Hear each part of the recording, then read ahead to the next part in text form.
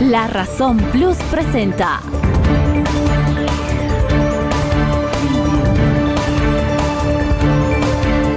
La Razón Radio, una manera distinta de contar las noticias y marcar el ritmo de ellas. Actualidad, entrevistas y comentarios.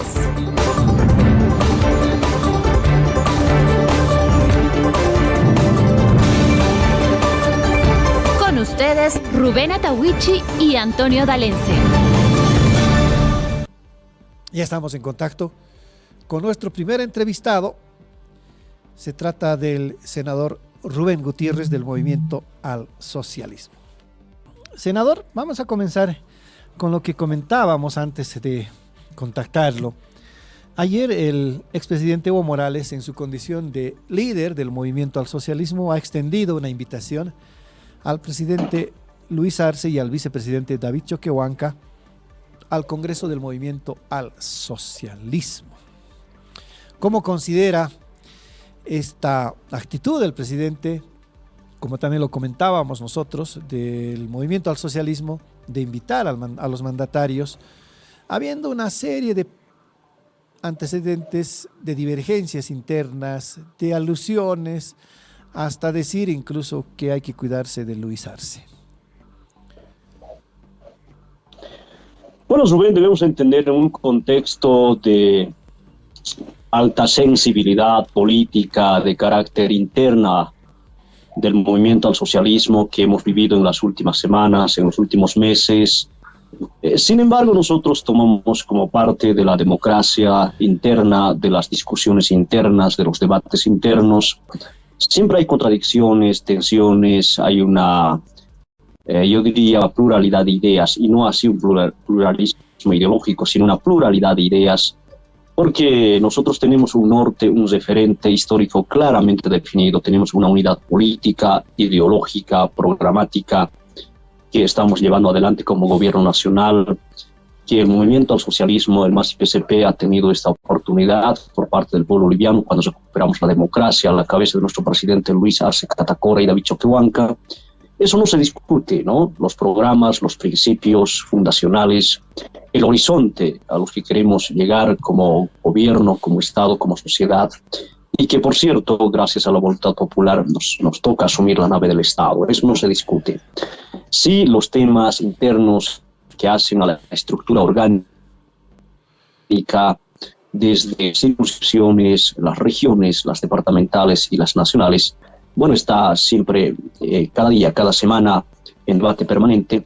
Y por eso es que en estas instancias, ya sean congresos orgánicos, congresos ordinarios, deben desarrollarse este tipo de eventos, la discusión, la definición de las políticas públicas de carácter municipal, de carácter departamental y de carácter nacional deben desarrollarse. Y claro está, los temas orgánicos de la representación de las estructuras orgánicas propias del MAS-IPCP deben desarrollarse en el nivel interno, porque de un tiempo a esta parte se ha mediatizado, se ha externalizado, todo se saca afuera, cuando en realidad estos temas deberíamos haberlo definido siempre en estas instancias orgánicas propias que tiene el movimiento al socialismo. Por eso es que nosotros saludamos cualquier tipo de iniciativa, de convocatoria que pueda emerger para poder ponernos de acuerdo, debatir, discutir, confrontar ideas con relación a la problemática orgánica, política, ideológica del movimiento al socialismo, debe desarrollarse en estas instancias propias. Ahora, ¿cuál debería ser la respuesta del presidente Luis Arce y del vicepresidente David Choquehuanca a esta invitación de parte del expresidente Evo Morales? Bueno, nuestro presidente y nuestro vicepresidente no va a ser la primera vez que puedan participar. Nosotros aguardamos que sea la propia voz de nuestro presidente y de nuestro vicepresidente quien pueda también pronunciarse al respecto. Sin embargo, Rubén, sabemos que en diferentes oportunidades, cuando se tenían encuentros, reuniones de evaluación, también congresos, concentraciones, han participado nuestros dos líderes que están a cargo de la conducción de la nave del Estado, el presidente Luis Arce Catacora y David Choquehuanca. Por otra parte, siempre en esa coordinación permanente que se ha tenido con relación al presidente del MAS-IPCP, nuestro compañero Evo Morales Aypa. Entonces, eso ha ocurrido. Lo que pasa es que después de estos últimos eventos, porque cuando participó en el aniversario del MAS-IPCP, cuando celebrábamos un aniversario más, nuestro presidente participó, pero este año yo creo que vamos a tener también otro tipo de invitaciones.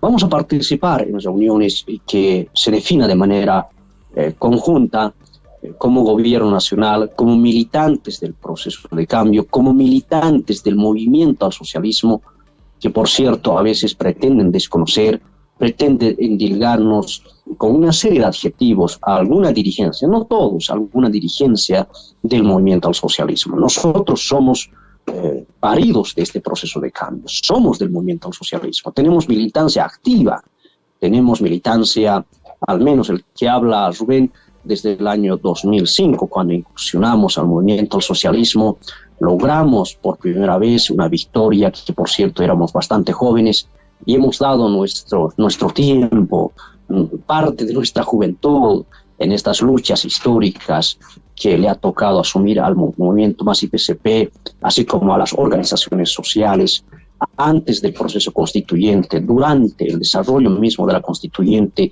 y posterior a la conclusión de la Asamblea Constituyente y el desarrollo y la construcción del Estado plurinacional. Así que somos testigos y como militantes del proceso y del MAS-IPCP siempre vamos a tener presentes sus principios fundacionales, porque lo primero está el país, lo primero está la patria, y debemos anteponer ante todo siempre la soberanía de nuestros recursos naturales.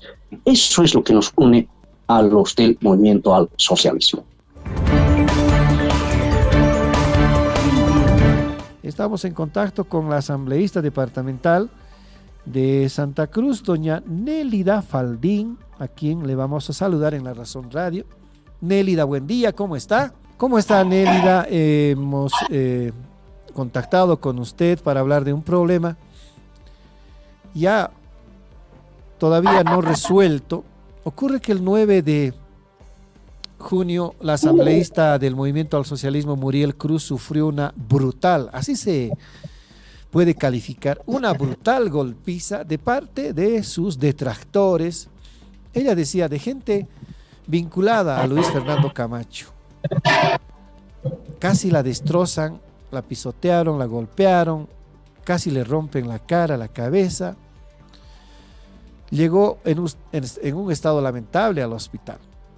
Las cámaras de ese hecho han filmado cada una de las acciones de las mujeres que la golpeaban, de algunos hombres también que eran parte de la escena, pero la policía hasta ahora no logra dar con 4 de sus agresoras. Hay órdenes de aprehensión contra 4 agresoras de Muriel Cruz y ella espera obviamente reparación judicial y sanción contra estas mujeres, sanción penal, porque no es así nomás que uno puede golpear a una mujer y menos a una autoridad electa. Es un delito el hacerlo, como lo es un delito penal para un civil contra un civil, una civil contra otra civil.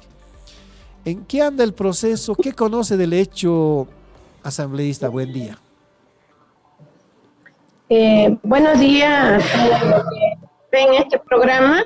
Sí, lamentablemente ha sucedido esta violencia hacia nosotras, especialmente hacia nosotras las mujeres asambleístas departamental, para intimidarnos y poder acallarnos, ¿no? Pero bueno, eso no nos hace temer, ¿no? De lo que nosotros como asambleístas departamentales, en especial de oposición, damos a conocer pues algunas irregularidades que está habiendo, ¿no?, en la asamblea departamental. Entonces, por esa razón han tratado de querer intimidarnos ese día, llegando a la violencia. Gracias a Dios no pasó a más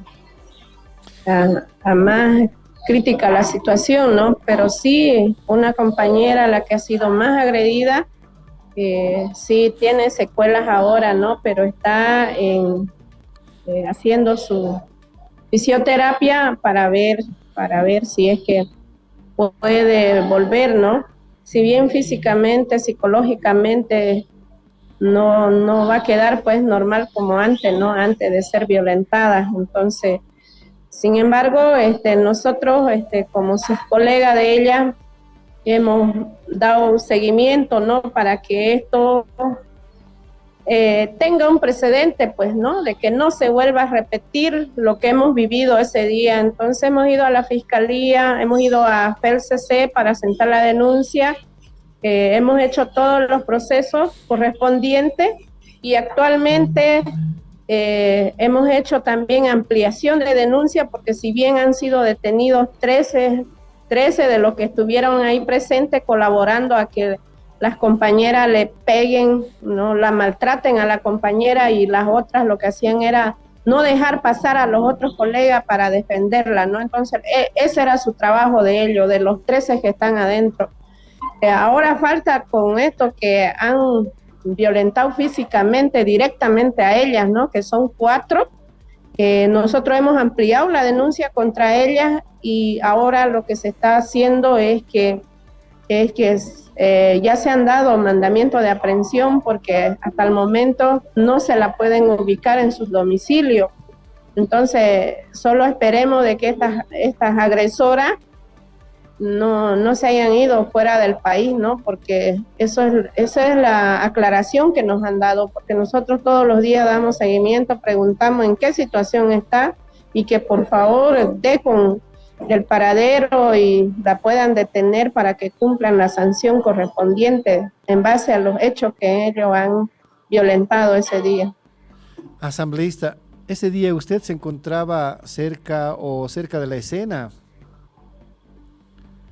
Mire, bueno, en ese momento nosotros estuvimos ahí, en ese mismo lugar donde ha sido amedrentada las hermanas, pero sí tuvimos la oportunidad de poder ingresar. Yo tuve que querer bardear, ¿no? Porque me tocaba sesionar y entonces ya era la hora y yo dije, bueno, esto tengo que estar presente en el hemiciclo, entonces yo traté de bardear y bueno, y vi que la reja en ese momento estaba sin candado, entonces agarré, fui, la abrí y entré. No estuve en ese momento, pero sí, este tema de violencia, no solamente este momento lo que se vivió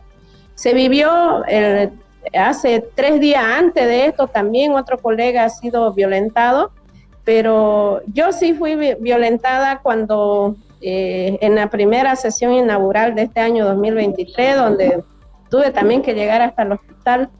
Entonces yo tengo una enfermedad de base y eso ha sido de que ahí me cause una descompensación por las discusiones y que casi hemos llegado a la agresión física con una colega de Creemos. Entonces eso hizo a que pueda yo llegar hasta el hospital, ¿no? A internarme hasta poder normalizar. Entonces no es la primera vez, como digo, ya con esto se tiene que tener ya precedente para que esto no vuelva a ocurrir. Estamos en contacto con Johnny Barrera, él es director de la unidad del Bus Municipal de El Alto, con quien vamos a hablar vía teléfono. La Razón publicó ayer una exclusiva con las autoridades de la Alcaldía del Alto en relación a la situación de los buses Huaynabús, así se llamaban los buses. Eran 60 unidades que había comprado el exalcalde Edgar Patana. Esos buses han dejado de funcionar, han dejado de prestar servicio a El Alto en la gestión de Soledad Chapetón. El gobierno municipal del Alto actual ha anunciado incluso un proceso contra la exalcaldesa. Pero lo más importante de todo esto es que 16 buses de estos 60 comprados en la gestión de Patana van a ser rehabilitados para que funcionen en El Alto. De esto nos va a hablar el señor Barrera. Buen día, ¿cómo está Johnny? Le saluda Rubén Atahuichi de La Razón Radio. Buen día. A ver, como ya lo habíamos venido anunciando y el día de ayer también se ha publicado en los medios de prensa, de los 60 buses actualmente 16 están en condiciones operables, los cuales los vamos a poner a disposición en algunas rutas alternas a la ruta actual que está en vigencia, ¿no? Es decir, a la fecha tenemos una ruta circular por toda la ciudad del Alto, la cual necesita una inversión de 18 millones de bolivianos para su funcionamiento. Sin embargo, esto es insostenible y también estábamos alternativamente a esta ruta, estábamos planteando dos rutas circulares, una en el norte y otra en el sur, para poder atender la demanda de transporte en la ciudadanía del Alto, ¿no? Bueno, el resto de los buses vamos a tratar de ponerlos, de desencaminarlos, de poderlos acondicionar para que la flota de los 16 buses pues pueda crecer un poco más. Pueda crecer un poco más. ¿Con qué unidades se presume, Johnny? Nosotros estimamos llegar en la presente gestión por lo menos a las 20 o 22 unidades. Ese es nuestro objetivo para poder contar. Y bueno, con la disponibilidad de algún presupuesto adicional podemos de pronto reacondicionar algunos buses más que están totalmente descuidados, ¿no? Ya lo decíamos en las entrevistas anteriores, que durante la gestión de la exalcaldesa Soledad Chapetón no se habría dado mantenimiento adecuado a los buses. Es por eso que los buses están totalmente, en algunos casos, por ejemplo, tenemos motores fundidos en algunos buses, ¿no? Y durante la anterior gestión también se han hecho varias auditorías que han detectado y han recomendado y han evidenciado esta situación, ¿no? Una es del 2019, una auditoría que señala 5 riesgos donde ya anunciaban el recorte presupuestario, y otra auditoría que le han hecho a la auditoría de operaciones el 2020 que indicaba, ¿no?, que el bus municipal o el transporte masivo de bus municipal de Huaynabús no contaba con un plan de mantenimiento adecuado, en planes de mantenimiento preventivo, que es algo más leve que un correctivo todavía inclusive, ¿no? Entonces, esta situación ha hecho de que estos buses puedan de pronto dejar de circular en la anterior gestión. También hemos tenido nosotros en la presente gestión, no es porque nosotros no hayamos querido de pronto poner en circulación, algo que nos olvidamos es que todos estos buses tienen un sistema de recaudo, ¿no? Un sistema de recaudaciones, el cual está en un proceso penal actualmente y no funciona ese sistema de recaudo. Entonces, es decir, que no podemos hacer circular un bus sin el sistema de recaudaciones, ¿no? Entonces, la anterior semana la Fiscalía ya ha tomado también acciones ya sobre este tema y sobre otros también que se estaría realizando adelante, ¿no? En estos temas de procesos penales que tenemos contra la anterior gestión. ¿A qué se refiere, Johnny, al sistema de recaudo? Durante la gestión 2015 y 2016 se han adquirido un sistema de validadores, ¿no? Un sistema de recaudos. Es como un sistema donde usted coloca su tarjeta y puede ingresar a través de un molinete, ¿no? Entonces, este sistema no es adecuado, ¿no? Es decir, ha sido construido artesanalmente, ¿no? Y no cumple las especificaciones técnicas, ¿no?, para su recaudación adecuada y para el registro y para llevar adelante un buen registro de lo que son las recaudaciones. No olvidemos de que este tema, esto ha implicado de que pues la subvención se dispare, ¿no? Por ejemplo, en 2018, si no me equivoco, se han gastado 27 millones de bolivianos para el funcionamiento de este sistema del bus municipal. 27. ¿Y cuánto hemos recibido en esa gestión? Solamente se han recibido en las arcas del gobierno municipal del Alto solamente 7 millones, quedando, es decir, subvencionando en esa gestión 20 millones de bolivianos, que significa un POA distrital, de un distrito entero, ¿no? Entonces, es un monto bastante elevado que se ha subvencionado esta gestión. Y obviamente, este sistema de recaudaciones o esta subvención ha sido pues producto de este mal manejo de este sistema de recaudaciones que no es el adecuado, ¿no? Tenemos una primera entrevista, ya estamos en contacto con Raúl Maita. Él es viceministro de Exploración y Explotación de Recursos Energéticos. Ocurre que el gobierno está preparando, o en realidad ya tiene listo para consideración de la Asamblea Legislativa, el anteproyecto de contratos de servicios petroleros. ¿En qué consiste esta norma, en qué medida se complementa con la ley de hidrocarburos y en qué medida es consecuente con la línea política del gobierno y las políticas públicas del gobierno en relación a la explotación de recursos naturales. De eso vamos a hablar con Raúl Maita. Raúl, buen día, le saluda Rubén Atahuichi. ¿Cómo está? Nos explica los antecedentes de este anteproyecto de ley de contratos de servicios petroleros. Estamos hablando de 3 contratos de servicios petroleros, los cuales se encuentran ubicados en el Chaco boliviano, entre los departamentos de Tarija, Chuquisaca y también parte de Santa Cruz. Estos 3 contratos de servicios petroleros ya han sido en su oportunidad, o cuenta cada uno con una ley de autorización de lo que es la suscripción del contrato de servicios petroleros. Eso quiere decir que el año 2022 hemos concluido la gestión de la negociación de estos contratos con la empresa YPFB. Después YPFB ha remitido los proyectos de estos contratos solicitando a la Asamblea le pueda autorizar a través de una ley lo que es la suscripción de estos contratos de servicios petroleros. Estos contratos, cada uno ha sido ya evaluado en su momento en la Asamblea Legislativa y de esa manera han sido remitidos al presidente para que pueda efectuar la promulgación de las leyes de autorización de la suscripción de estos contratos de servicios petroleros. Posteriormente, YPFB ha suscrito con la empresa Vintage Petroleum estos contratos de servicios petroleros y ahora lo que corresponde es la aprobación de esos contratos suscritos. Vale decir que ya estos contratos en su momento han pasado una instancia previa de revisión y lo que corresponde ahora es la formalización de esta suscripción que ya ha sido autorizada a través de una ley de aprobación de estos contratos. Estamos hablando entonces de leyes sancionadas en la Asamblea Legislativa para los contratos de servicios petroleros en Carandaití, Sayurenda y Yoarenda, ¿no, viceministro?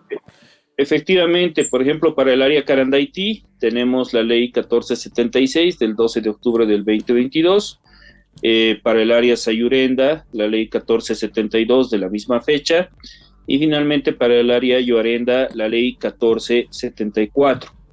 Eso quiere decir que ya han sufrido estos contratos de servicios petroleros una revisión previa en la Asamblea y lo que corresponde ahora es a través primero de la Comisión de Economía Plural de la Cámara de Diputados verificar que estos contratos han sido suscritos conforme a lo que ha sido aprobado o autorizado en su momento a través de estas leyes que te estoy comentando.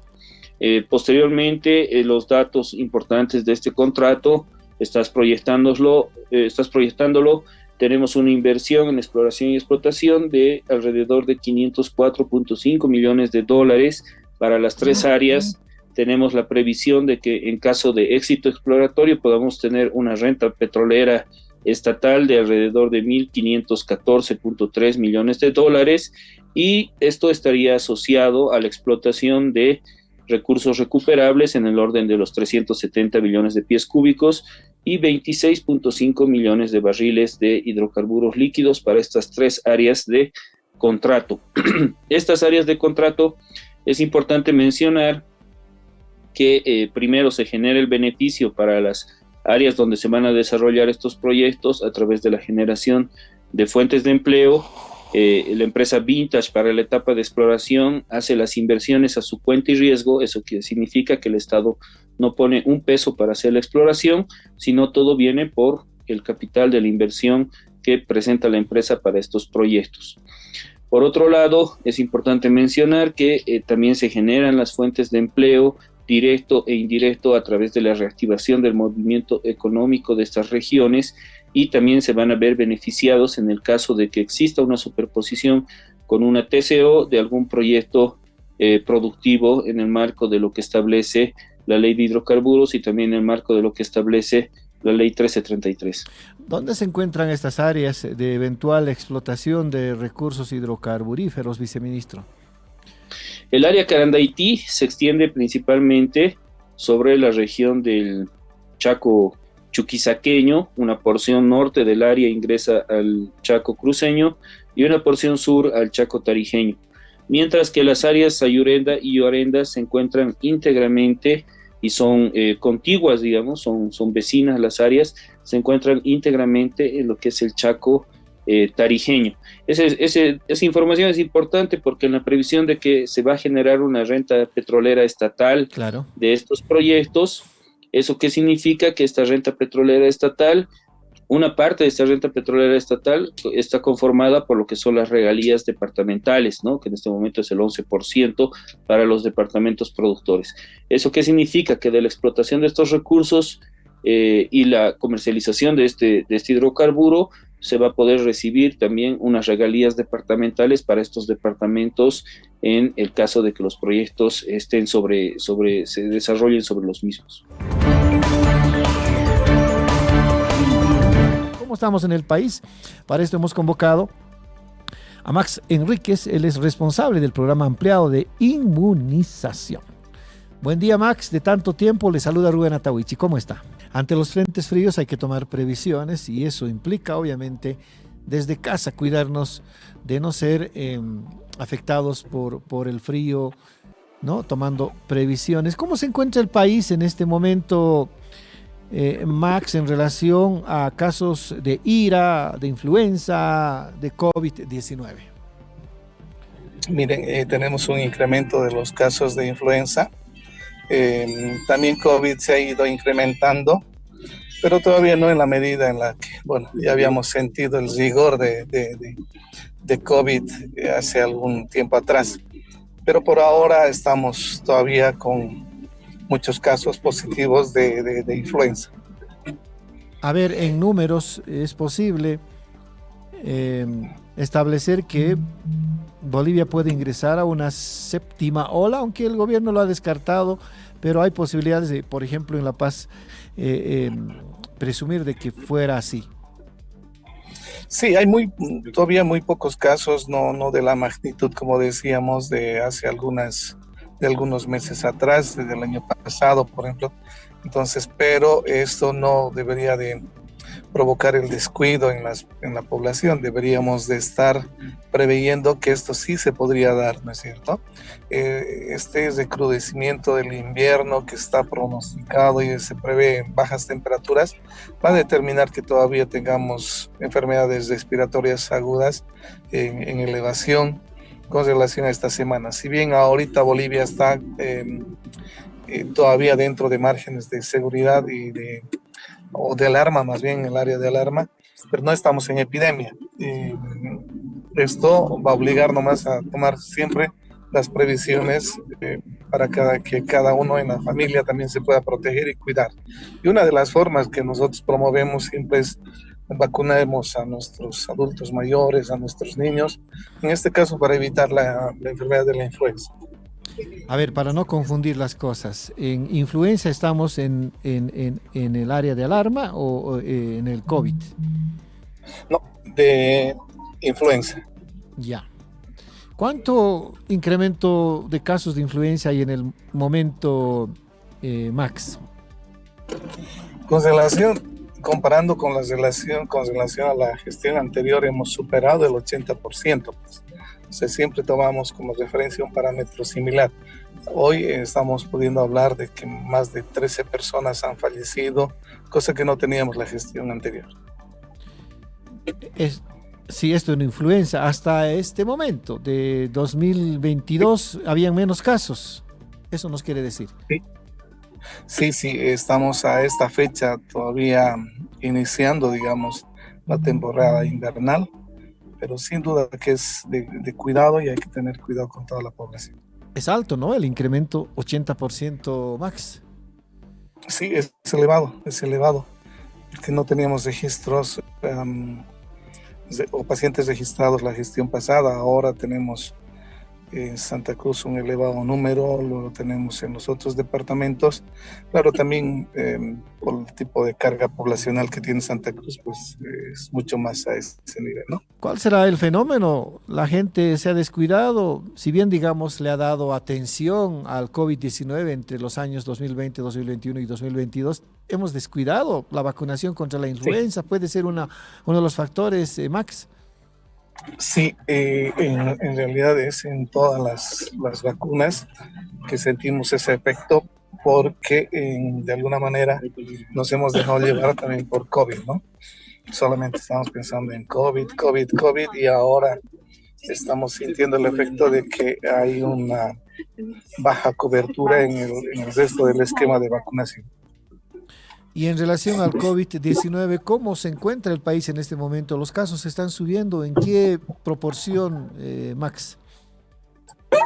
Perdón, no te pude escuchar, Rubén. En relación a casos de COVID-19, ¿en qué proporción están subiendo los casos? Muy bajito, muy bajo. Por esa misma relación o situación está haciendo de que la gente se deje llevar. No estamos pensando ya en COVID, pero sí todavía está presente, ¿no? Es muy poquito con relación. No estamos llegando ni al 2% de lo que teníamos la gestión pasada. Se ha hablado ya de la suspensión de la emergencia sanitaria por COVID-19. ¿Qué información nos puede ofrecer nueva en relación a esto? Sí, bueno, una vez que se suspende la emergencia sanitaria internacional o mundial, bueno, nosotros permaneceremos todavía con nuestra alerta epidemiológica y mantener las medidas de bioseguridad, el distanciamiento, el uso del barbijo, el uso del alcohol gel, tiene que ser todavía parte de nuestra rutina, de nuestro diario vivir. Entre tanto tengamos circulación de este virus como de otros virus de los cuales tenemos que proteger a nuestra población. Ahora, hay una política para mantener estas medidas de bioseguridad, porque mucha gente cree que ya no hay COVID-19, lo que sí está afectándonos en este momento o es influenza o son gripes regulares o resfríos. Esa sindemia, ¿no? Es una conjunción de varios virus que se están presentando. Ahí está H1N1, H3N2, ahí encontramos al rinovirus, encontramos a la influenza B, cuadros neumónicos, todos son propias de la temporada de invierno, de estas infecciones respiratorias que tenemos que controlar. Entonces es mejor ir descartando de estos casos a través de la vacunación.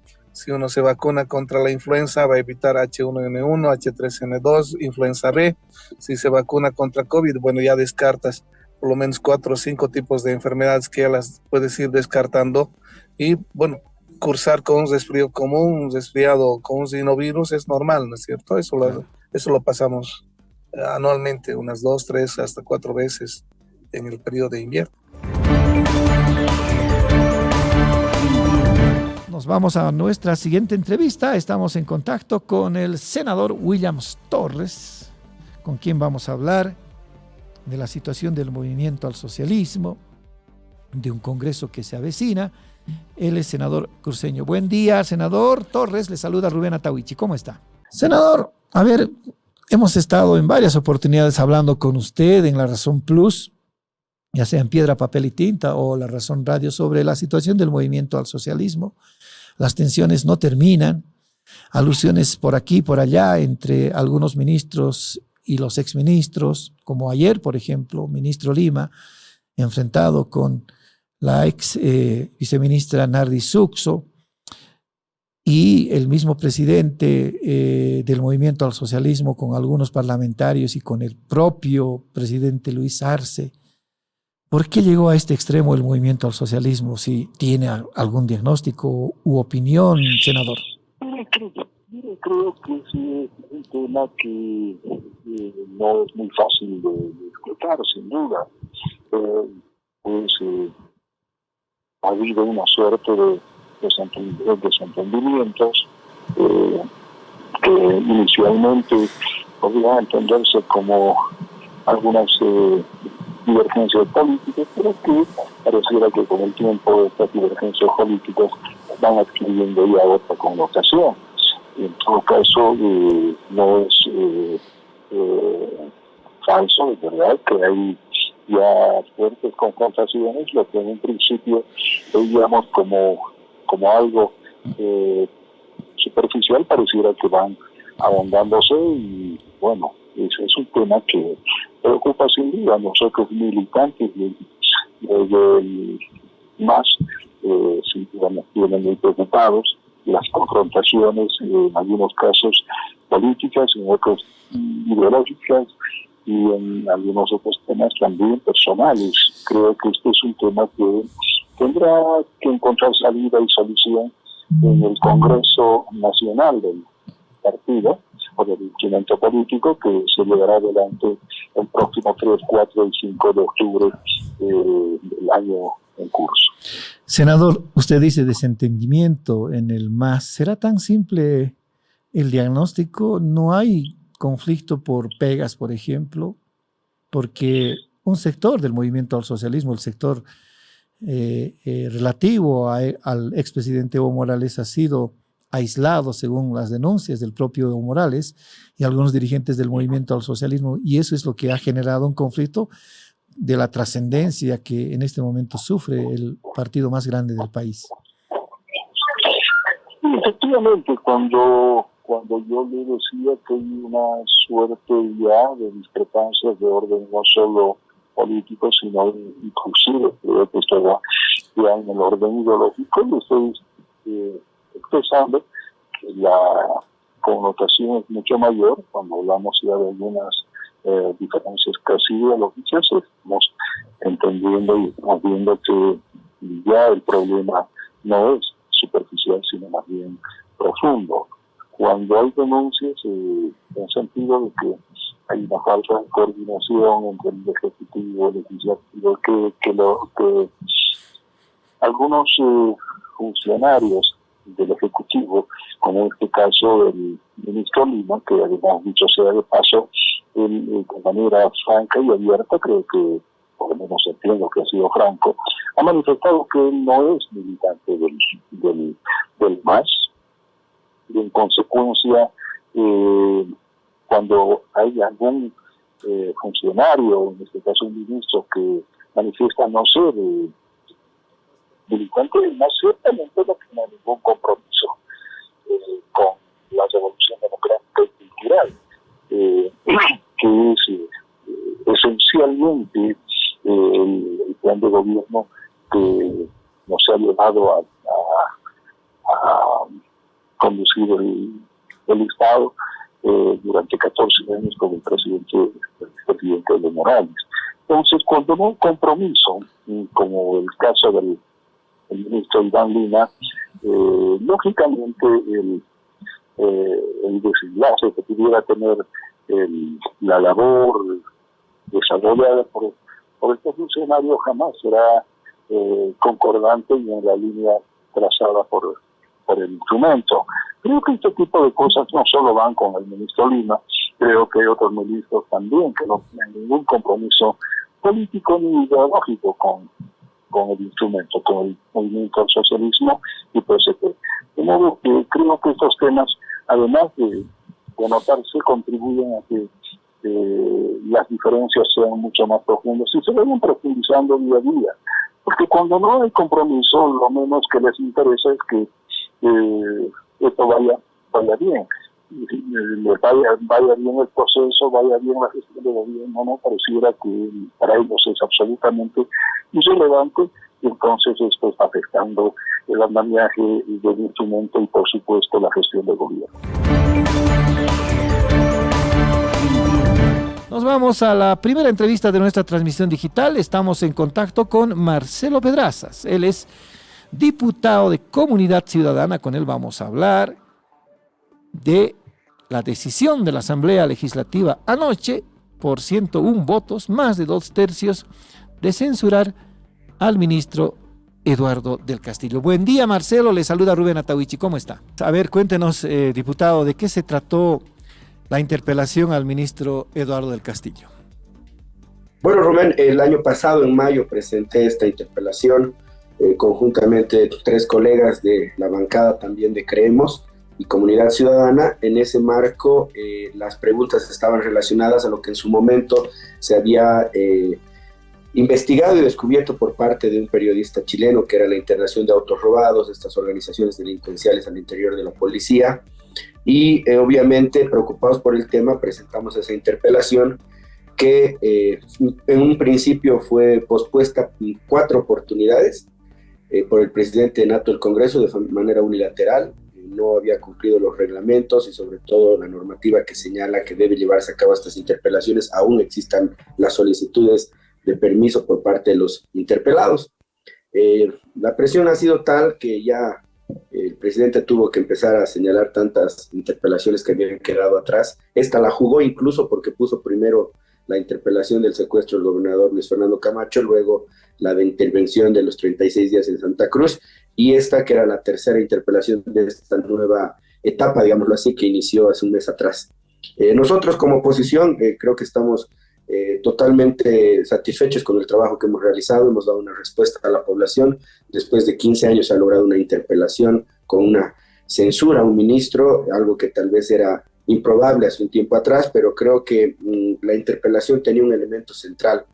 Si bien hablaba del caso concreto y el ministro tal vez tuvo la estrategia de dilatar esta interpelación en el tiempo, más bien el tiempo nos dio la razón por todos los sucesos que acompañaron en decisiones malas que tuvieron, por ejemplo, de entregar autos robados por parte del presidente, los autos robados que se encontraron en la Asamblea Legislativa, y bueno, todo ese escenario desencadena en esta interpelación con un apoyo mayoritario de la bancada del Movimiento al Socialismo, una interpelación que creo yo ha sido más objetiva y se ha sancionado por la falta de conducción en ese ministerio en un tema complejo y que además ha mellado la dignidad de los bolivianos.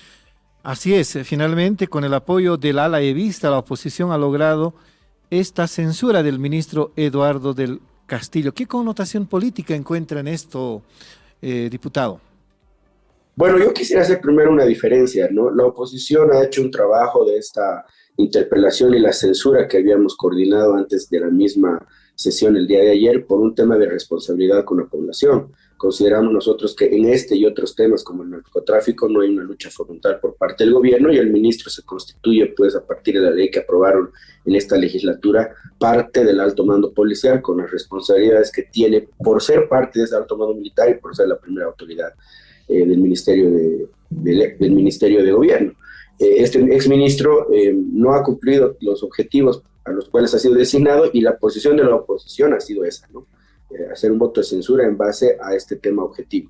Ahora, el Movimiento al Socialismo ha hecho un cálculo político. Evidentemente hay también una fracción que reacciona en función a tomar el poder, porque hay denuncias de corrupción, de narcotráfico, pero no hay los corruptos, tampoco hay los narcotraficantes, entonces esto es más una movida política, pero en todo caso, más allá de la decisión que toma la bancada del MAS, es un mensaje fuerte al presidente de que hay una asamblea legislativa que ya tiene una posibilidad de mandar mensajes serios y sobre todo por mensajes políticos respecto a las decisiones que toman en el Ejecutivo. Obviamente eso tal vez vaya a generar incluso una fisura mayor en la propia estructura del MAS, pero eso es un análisis que tendrán que hacerlo ellos. Nosotros estamos enfrascados y sobre todo estamos siguiendo este trabajo de fiscalización que es para lo cual nos han elegido. Ahora hay que esperar seguramente la reacción del gobierno, no hay vuelta que dar. Lo que la Constitución dice es que ministro censurado implica ministro destituido, aunque según el fallo del Constitucional es posible que el ministro censurado o algún ministro que sea censurado pueda volver a sus funciones. ¿Qué criterio tiene de esto, diputado? Bueno, yo creo que primero lo que usted señala es totalmente acertado, ¿no? La Constitución dispone que el efecto de la interpelación y la censura, obviamente, es la destitución del cargo, el alejamiento. Y desde un punto de vista jurídico tiene la obligación de destituir. Primer elemento. Segundo elemento, desde un punto de vista político, yo creo que sería un error garrafal del presidente poder volver a confiar en un ministro que tiene una votación amplia. Yo me atrevo a decir incluso que hay gente que no es parte del ala evista y que ha votado en contra de el ministro por la cantidad de votos que hay, por las personas además que estaban en esa sesión, muchas de ellas suplentes que más bien pertenecían al ala arcista. Por una parte. Por otra, para mí, desde mi punto de vista como abogado, entiendo que el contexto en el cual la expresidenta constitucional Yanine Áñez tomó esa decisión equivocada de volver a designar a un ministro tiene una connotación diferente. No hay que olvidar que no había la ley 1350. Y el Tribunal Constitucional ha determinado de que la Asamblea, en realidad le exhorta a la Asamblea Legislativa a que module el efecto de la censura.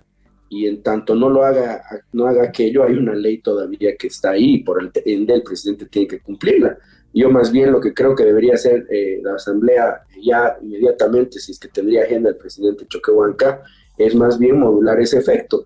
Quizás no poner 3 años de que no puedan participar, quizás no ser tan rigurosos, pero sí mínimamente no poder ser electo o, mejor dicho, designado en el mismo cargo.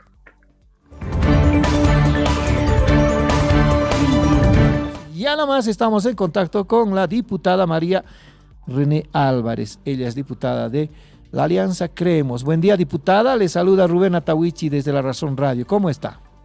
Ayer hubo varios diputados suplentes porque es semana regional. ¿Usted asistió a la sesión de la Asamblea Legislativa?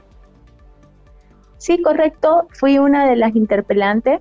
En realidad fuimos 4 diputados de oposición que organizamos esta interpelación, que dicho sea de paso, a 1 año y 2 meses recién pudimos lograr que nos agende este caso que derivaba de la internación de autos robados que provienen desde Chile a raíz de un escandaloso reportaje y denuncia que se realiza por investigadores de Chile, que evidentemente deja en desmedro total la situación de las autoridades bolivianas, porque lamentablemente dentro de las investigaciones se llega a descubrir que tanto coroneles, miembros de DIPROVE, de la policía, que están bajo el mandato, por supuesto, del Ministerio de Gobierno, son partícipes de esta red grande de operadores de autos robados, y que evidentemente se encontraron en posesión de estas personas. En ese sentido, esto había transcurrido, reitero, más o menos en el mes de marzo, abril del año pasado, y recientemente hoy se nos ha agendado. Probablemente la estrategia que ellos tenían para dilatar esta situación, en vez de jugarle a favor, les jugó en contra, porque seguramente dejaron pasar mucho tiempo para que esta problemática se diluya en el tiempo y no sea evidentemente de atención política o no sea de atención pública en este caso. Sin embargo, el día de ayer pudimos demostrar y hacer recuerdo a los bolivianos dentro de la Asamblea Legislativa cómo fue que se llevó a cabo estos operativos, cómo se devela prácticamente la feria de estos autos robados, con la participación de policías, con la participación de altos mandos también por parte del gobierno. Y en ese sentido, el ministro de Gobierno no pudo sustentar cada una de las preguntas, es más, las evadió, daba datos estadísticos acerca de feminicidio y no así el tema que nosotros estábamos tratando en ese momento. Evidentemente pudo connotar más aún y profundizar que su participación o su trabajo no estaba siendo realizado como corresponde, porque ahora estamos hablando prácticamente de un ministro censurado a raíz de su mala labor, de su incapacidad, de su ineficiencia, y por no demostrar un mínimo de interés de hacer una lucha frontal contra este mal y contra otros delitos también conexos que derivan, ¿no?, de la situación de los chuteros, como ser narcotráfico, como ser el tráfico también de armas, etcétera, etcétera. Es una situación muy peligrosa y que evidentemente al parecer no hay el interés necesario por parte de las autoridades gubernamentales de ejercer como tal una política seria en este sentido. Diputada, es una decisión de la Asamblea Legislativa muy, muy inusual, y más inusual todavía para la oposición, que ha conseguido el apoyo de diputados y senadores del oficialismo, más específicamente del ala evista. ¿Se podrá repetir esta actuación en adelante, por ejemplo, para otros actos interpelatorios o en su caso para la aprobación de normas que surgen de la iniciativa de la oposición? Mira, como usted manifiesta, como dijo al comienzo, la mayoría de los participantes en las últimas semanas son los diputados alternos.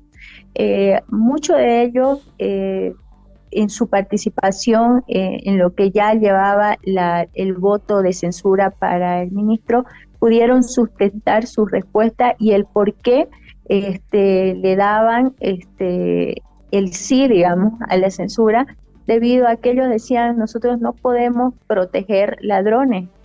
Y en todo caso voy a asumir el discurso que el día de ayer el mismo presidente Luis Arce Catacora manifestaba, que no se va a tolerar el narcotráfico, que no se va a tolerar la corrupción, que no se va a tolerar casos delictivos y caiga quien caiga.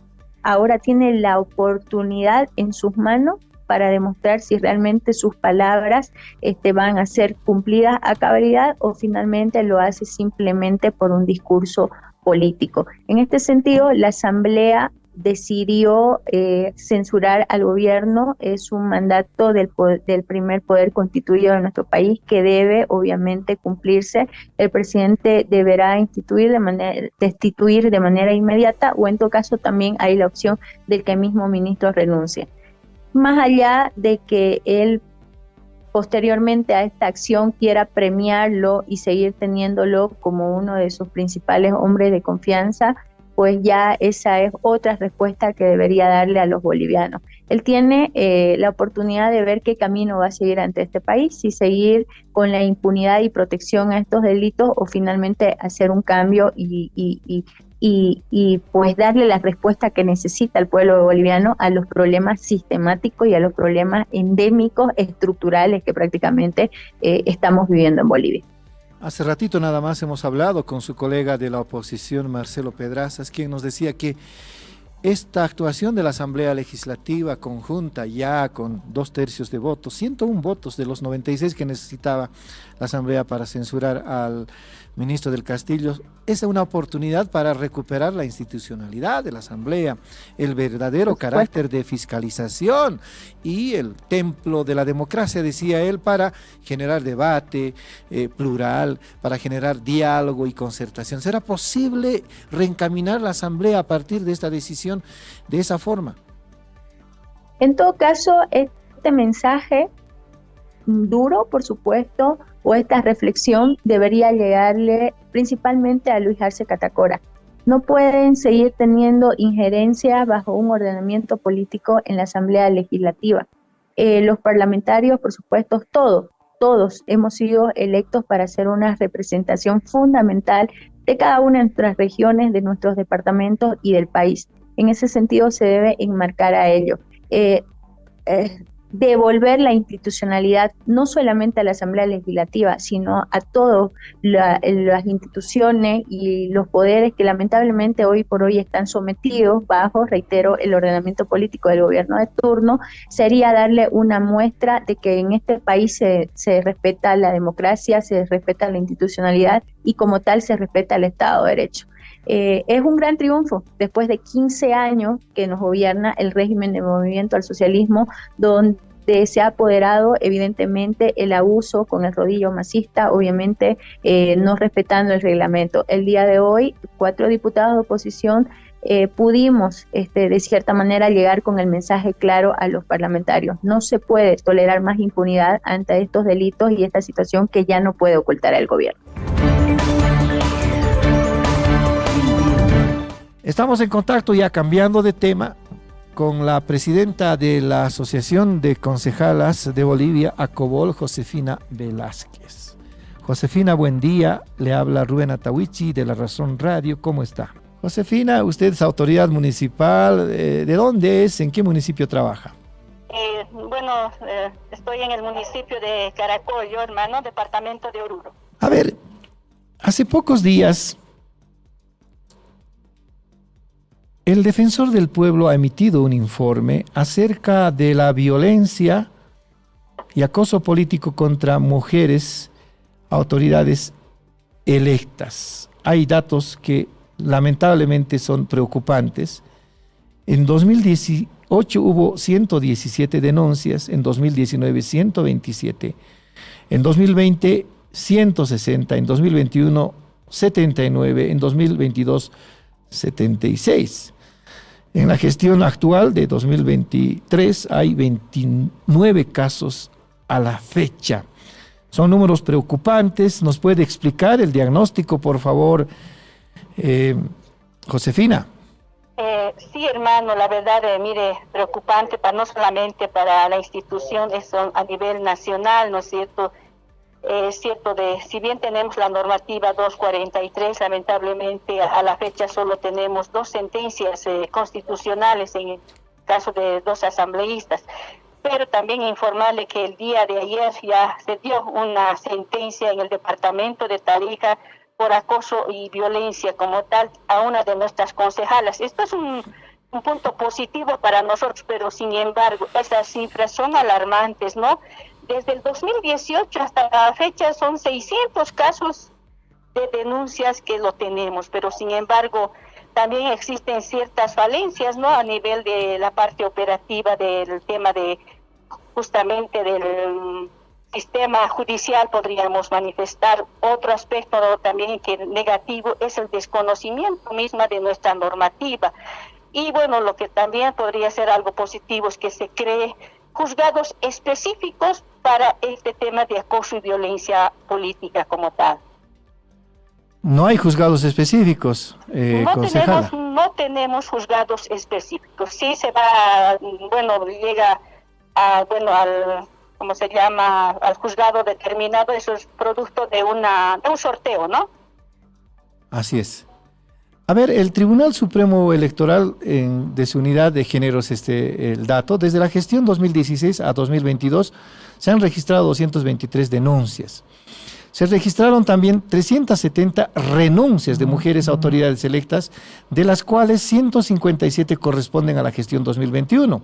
De las 370 renuncias se registraron en el órgano electoral 239.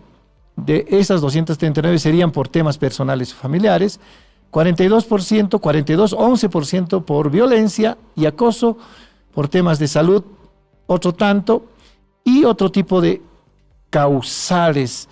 ¿Cómo se puede conseguir, concejala, que el Estado o la Asamblea Legislativa pueda aprobar una ley específica para la disposición de un juzgado específico de acoso, contra acoso político y violencia política contra mujeres? Bien, considero que esto es un tema muy importante, ¿no? Ante el incremento de denuncias que tenemos y como asociación, y bueno, hay que trabajarlo este tema y solicitar al Ministerio de Justicia, a las instancias competentes prácticamente, para que podamos tener este juzgado específico y así frenar, ¿no?, este índice de acoso y violencia que se va realizando.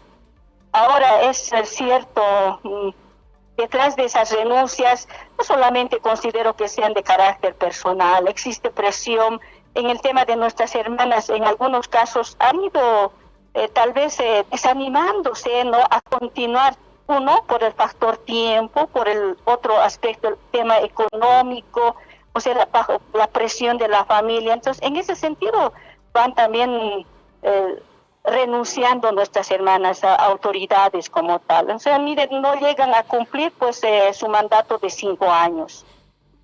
Ahora hay 2 casos de sentencia. Uno, el referido a esta exalcaldesa en La Paz, Quispe, y otro contra un funcionario de la gobernación de La Paz en la gestión de Félix Pazzi. ¿De quién se trata el caso tercero, si nos puede recordar, o si amerita publicarlo, concejala?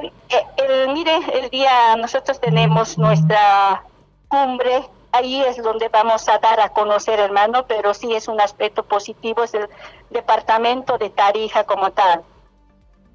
Ahora, hay otras denuncias que conoce usted como presidenta de la Asociación de Concejalas de Bolivia.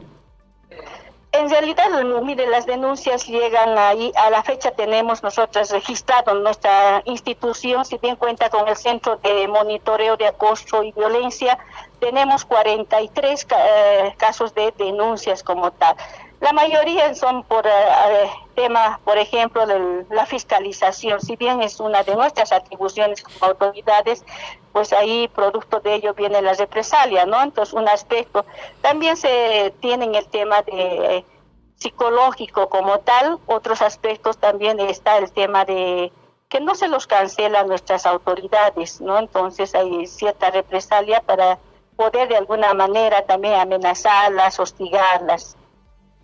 A ver, más datos, a ver qué comentario tiene la concejala de Caracollo. El Ministerio Público registró 515 casos de acoso y violencia política contra mujeres desde la gestión 2012 al 16 de octubre de 2022. Con sentencia, ya decíamos, 2 casos. El resto de casos aún permanece en estrados judiciales o bien las víctimas desistieron del proceso judicial. ¿Por qué desisten las víctimas de acoso y violencia política de denunciar, concejala? ¿Hay una evaluación, hay un diagnóstico? Sí, ya le decía, el factor 1, tiempo, el factor económico, como son madres de familia también, entonces otras están sujetas al qué dirán. Lamentablemente todavía estamos dentro de ese ámbito, ¿no? De de ser autoridad que sea publicada. Entonces, frente a esa situación, la alternativa que tienen es la de renunciar, ¿no? Principalmente estas razones, tema económico, luego el tema, bueno, ya le decía ese otro aspecto, ¿no? Pero sin embargo, después de todo esto también lamentablemente es la presión psicológica. Ya estamos en contacto con el concejal Jorge Dulón. Con él vamos a hablar de lo que nos gusta a los paceños, nuestra fiesta, nuestro cumpleaños. Buen día, Jorge, le saluda Rubén Atahuichi, ¿cómo está? Se está terminando el mes de junio, la mitad del año ya se fue así volando, mañana más, y el 1 comienzan las actividades, el 1 de julio, de las fiestas julias, esta celebración a la que dedicamos con mucho entusiasmo los paceños y los bolivianos, los que vivimos aquí en esta ínclita ciudad de La Paz. ¿Cómo van a comenzar los actos, concejal? Si nos cuenta, por favor. Sí, efectivamente, Rubén, ya está todo listo para comenzar el conjunto de actividades que son parte de la agenda Julia. Comenzamos mañana, viernes 31, en realidad, en el Montículo. Ahí, como ya lo hemos hecho durante los 2 primeros años, va a haber el encendido de la tea más grande de Bolivia. Esto se va a poder ver, en realidad, desde el Montículo, pero la tea está montada en el macrodistrito de Cotauma. A partir de eso, ya el 1 de julio ya se desarrollan las actividades protocolares también de rigor, como por ejemplo muy tempranito en la mañana se va a izar la bandera de la ciudad de La Paz. Van a estar presentes las autoridades, van a estar presentes servidores públicos para poder, reitero, comenzar a desarrollar las actividades de la agenda producto de los 214 años de la gesta libertaria de La Paz. Entonces, a partir ya de la iza de la bandera, todos los días de julio vamos a tener varias actividades, tanto culturales como también entregas de obras. Bueno, vamos a entregar más de 110 obras, entre las cuales se encuentran mega o super asfaltos. También se van a entregar algunos inicios de licitación en realidad las licitaciones ya están al inicio de obra de 2 superobras muy importantes, como lo ha mencionado el alcalde. Una de ellas es la continuación de la Avenida del Poeta, se va a llamar Avenida La Paz, y es una avenida que va a estar por encima del embovedado que se va a entregar también del río Choqueyapo, en ese mismo lugar, para que la gente más o menos se ubique. Esta carretera y este embovedado se ha realizado desde la gruta, ¿no?, de la Virgencita, y va a ir hasta aproximadamente el Parque de la Mujer en Bajo Cebuencoma. Esa es una obra que, como le digo, va a comenzar a desarrollarse, y también se va a entregar el embovedado, que es parte, ¿no?, inicial de esta superobra, que ha durado, ¿no?, en su construcción, en su desarrollo también unos buenos meses y que por suerte ya gracias a la intervención del gobierno municipal de La Paz y la prevención de riesgos, pues ya está lista. Y la segunda gran obra que también se va a presentar es la carretera Mayasa, la carretera alternativa a Mayasa, que también ya se ha ido preparando. Hemos ido sentando soberanía, porque habían ya ciertos loteadores que se habían ido acumulando dentro de lo que se había trazado en la ruta Mayasa. Hemos hecho en las anteriores semanas varias inspecciones y operativos para poder justamente sacar a estas personas que son ilegales y de esta manera también ya comenzar el trazado de la ruta.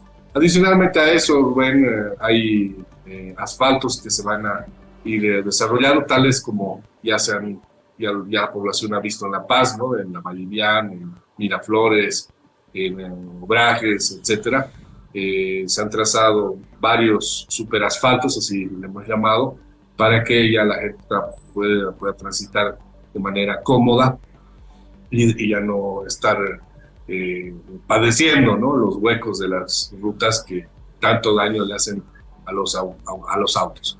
Y tenemos ya en torno al 15-16 de julio ya las actividades más protocolares. Como tú sabes, se realiza el 15 de julio la sesión de honor del Consejo Municipal. Esto se va a desarrollar a partir de las 10 de la mañana. Estamos recibiendo a varios colegas concejales de todas las ciudades de Bolivia. Han confirmado su participación muchísimos.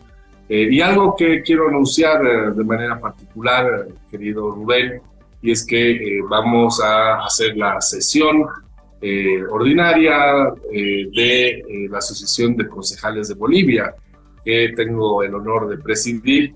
Por eso hemos invitado también a los miembros del foro para que sean parte, y ahí vamos a rendir cuentas de qué es lo que se ha hecho en estos 4 meses en la presidencia, en donde tenemos el gusto de informar que se ha trabajado mucho en el plan estratégico institucional, en la personalidad jurídica. Hemos suscrito acuerdos con FLACMA, nos han dado la vicepresidencia de FLACMA y la presidencia de la Red Latinoamericana de Concejales en Latinoamérica, valga la redundancia. Y entonces todo esto se va a informar y se va a trabajar también en el día 15 de julio.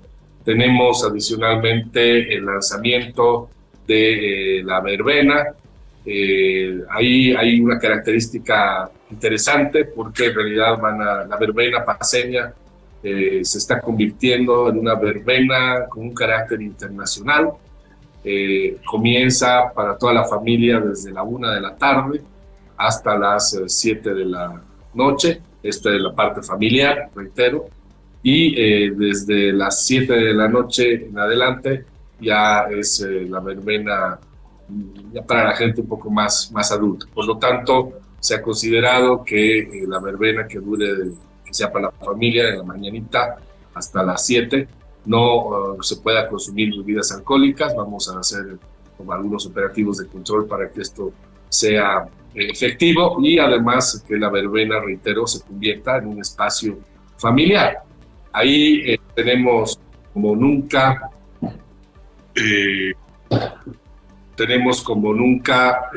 una cartelera muy importante, muy interesante. Como le digo, un poco la idea es poder tener o ir trabajando un festival de nivel internacional.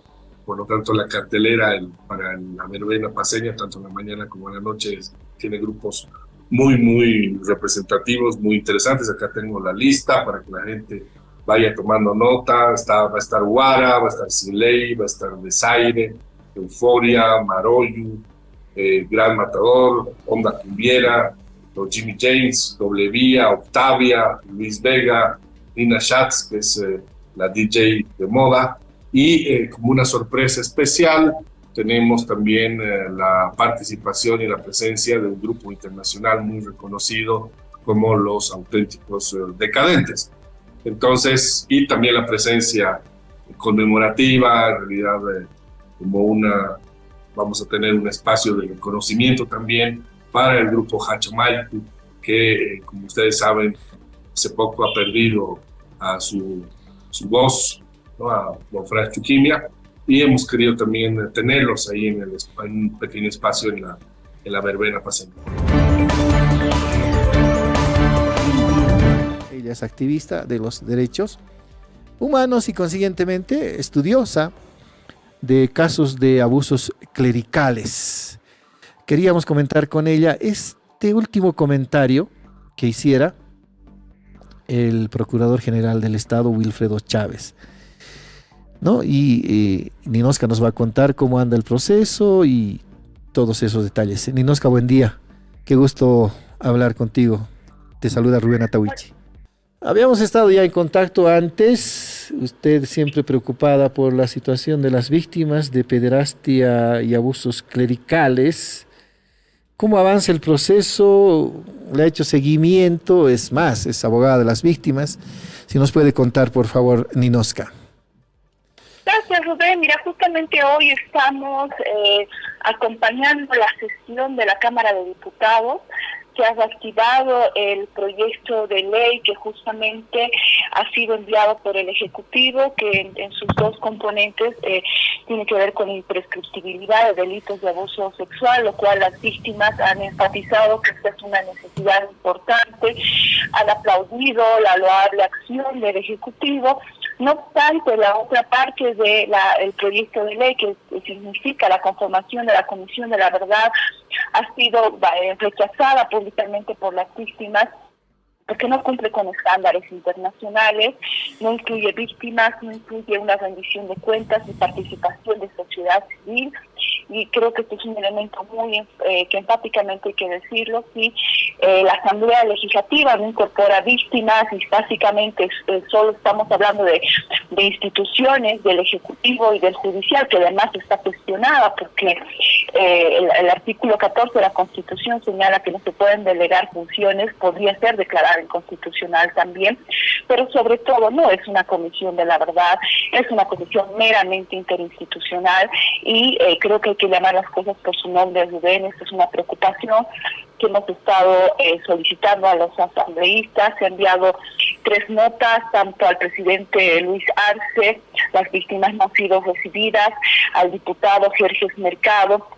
Se han hecho conocer las observaciones, tampoco se ha recibido a las víctimas, y el senador Andrónico sí tuvo la oportunidad de reunirse con las víctimas, y es uno de los elementos es que también se le ha entregado las observaciones que las víctimas consideran importantes en este proyecto de ley. Por lo demás, en temas de procesos se está judicializando tanto de declaraciones de víctimas como testigos, no solamente, Rubén, en territorio nacional. Hemos solicitado cooperación internacional, hay víctimas y testigos en otros países, y de alguna manera ya se han estado personándose ante las instancias jurisdiccionales competentes para judicializar sus declaraciones. Primer tema nos parece preocupante, ¿cierto? Aquí en La Razón Plus lo habíamos expresado.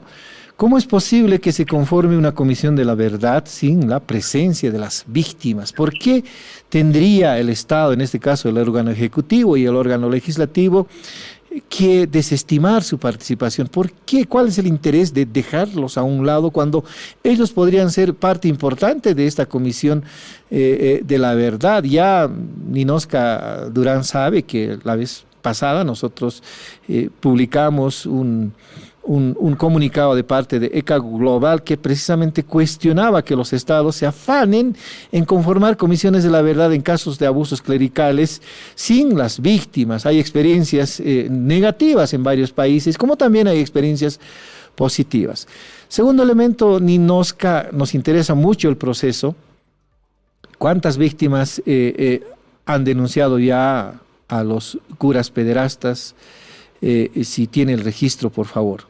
Y nosotros lo hemos contado también en La Razón, el epicentro, la fuente de las víctimas de estos sacerdotes abusadores y pederastas era el Colegio Juan 23 de Cochabamba.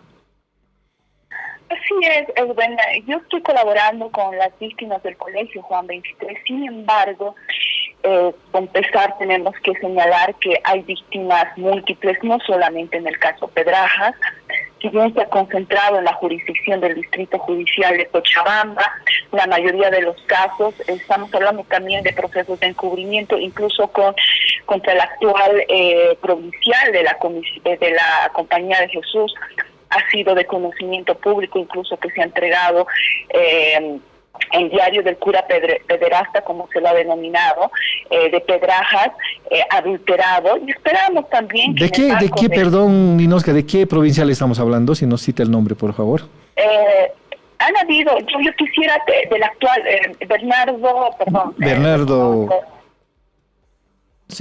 Bernardo Mercado. Exactamente.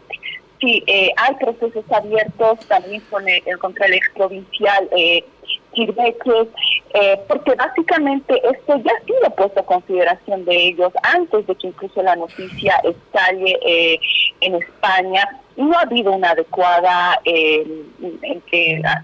atención, ¿no? Entonces, a esto se suma, vuelvo a decir, que se entrega en días pasados un documento investigativo adulterado, y creemos que el Ministerio Público debe actuar de oficio. O sea, no podemos, y además es una pena que primero sea la Iglesia la que tenga la documentación y no así el Ministerio Público, ¿no? Entonces, creo que hay elementos de fondo y de forma que están alertando que realmente no hay un adecuado tratamiento que se debe dar.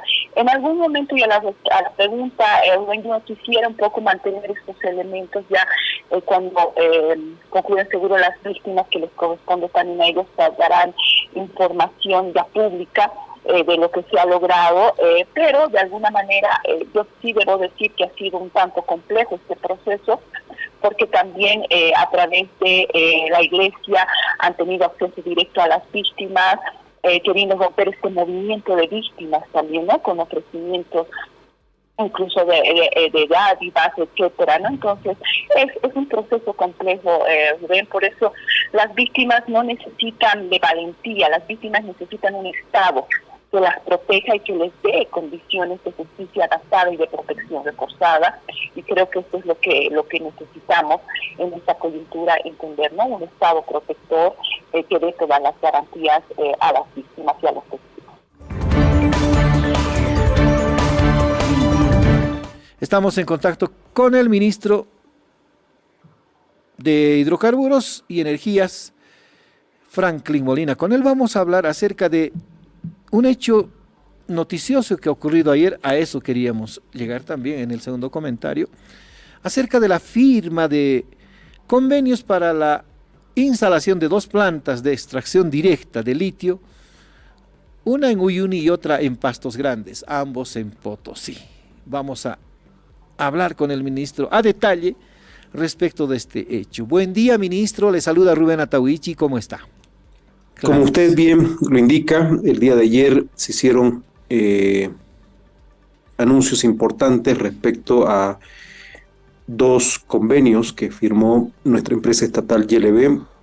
El primer convenio es un convenio con la empresa china CITIC para la implementación de una planta industrial para la extracción de carbonato de litio con la tecnología EDL o extracción directa de litio en el norte de Uyuni, Potosí, y con una capacidad de 25.000 toneladas. En el segundo caso, se firmó también un convenio con la empresa rusa Uranium One Group de también una similar capacidad, son 25.000 toneladas de carbonato de litio en el salar de Pastos Grandes.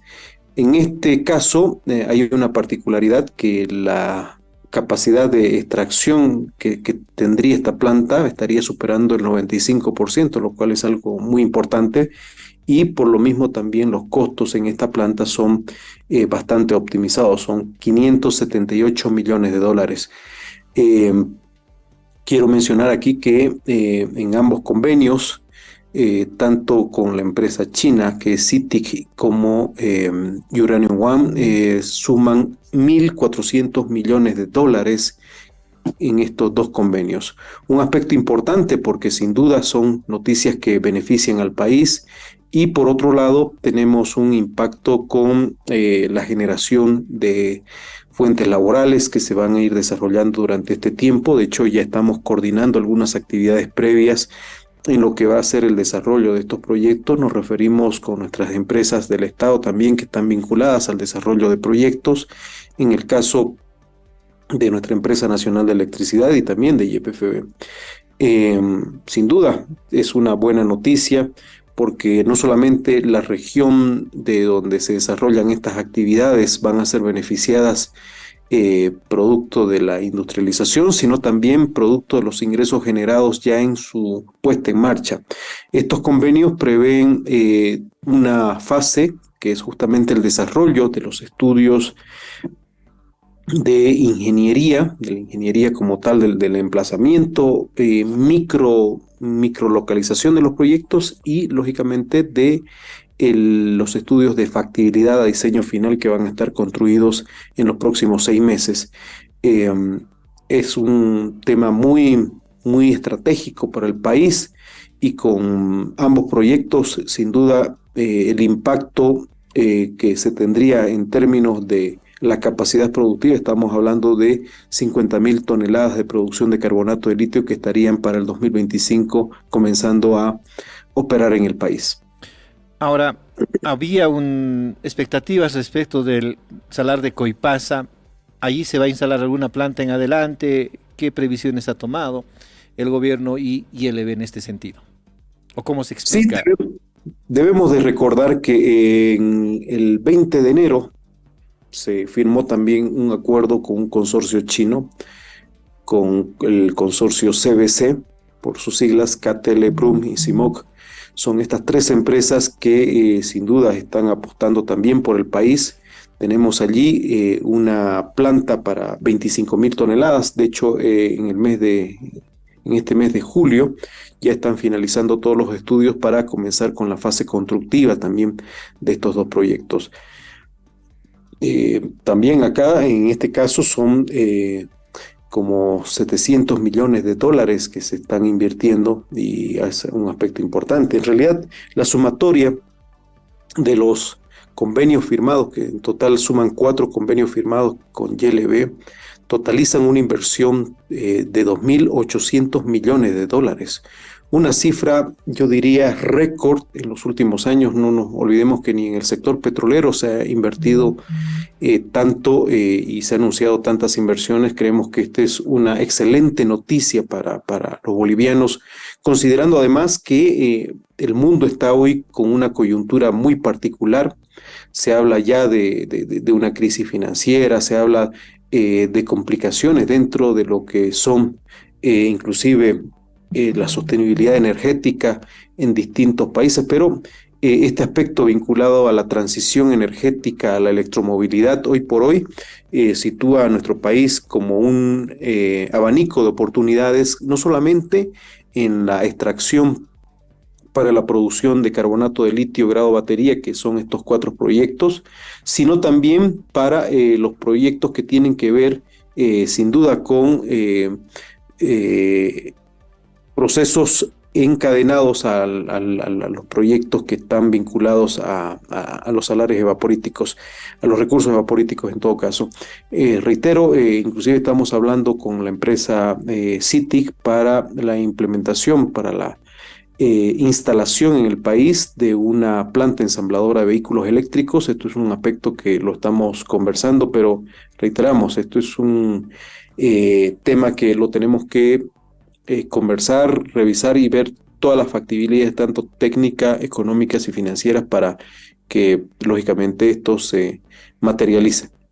Para no perder de vista sobre este último anuncio que hace el ministro, sería un acuerdo o una negociación aparte de lo que se le ha asignado a CITIC en el proyecto de extracción directa del litio. Sí, concretamente es un proyecto que lo estamos analizando, pero el hecho de que ya se manifieste este tipo de interés para nosotros es muy importante porque demuestra 2 cosas, ¿no? La primera es la confianza que se tiene en el país respecto a este tipo de proyectos.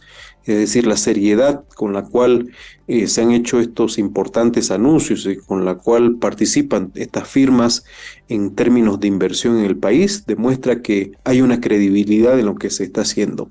Y lo segundo es que bajo la misma política que nosotros hemos ido trazando a partir de nuestro presidente Luis Arce, y en la lógica de no quedarnos solamente con la producción de carbonato de litio grado batería, que son estos complejos industriales, el objetivo es ir avanzando también en la construcción de cátodos y baterías de litio. Para ello hemos desarrollado una serie de acciones que están destinados sin duda a trabajar en esa lógica, y parte de eso también es las conversaciones que no solamente es con esta empresa China CITIC, sino también con la misma empresa KTL, que venimos desarrollando otros proyectos similares para avanzar de manera más rápida en términos de la capacidad productiva.